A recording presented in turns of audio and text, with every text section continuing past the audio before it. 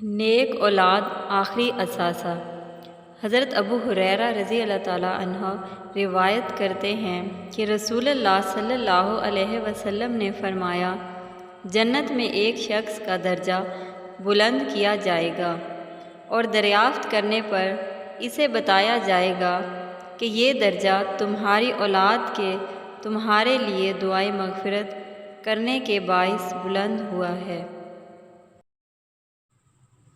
نبی کریم صلی اللہ علیہ وسلم کی نصیحت۔ رسول اللہ صلی اللہ علیہ وسلم نے فرمایا، دوسروں کی عورتوں سے دور رہو، تمہاری عورتیں بھی پاک دامن رہیں گی، اور اپنے والدین کے ساتھ حسن سلوک کرو اور اولاد بھی تم سے حسن سلوک کرے گی۔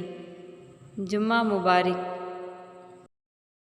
حضور صلی اللہ علیہ وسلم سے پوچھا گیا، کس وجہ سے اس دن کا نام جمعہ رکھا گیا؟ فرمایا، اس لیے کہ اس میں تمہارے والد حضرت آدم علیہ السلام کی مٹی جمع کی گئی، اسی میں بے ہوشی اور اٹھنا ہے، اسی میں پکڑ ہے، اور اس کی آخری 3 گھڑیوں میں ایسی گھڑی ہے جو اس میں اللہ سے دعا مانگے اس کی قبول ہو۔ پلیز ہمارے چینل کو سبسکرائب کریں، لائک کریں اور بیل آئیکن پہ پریس کریں۔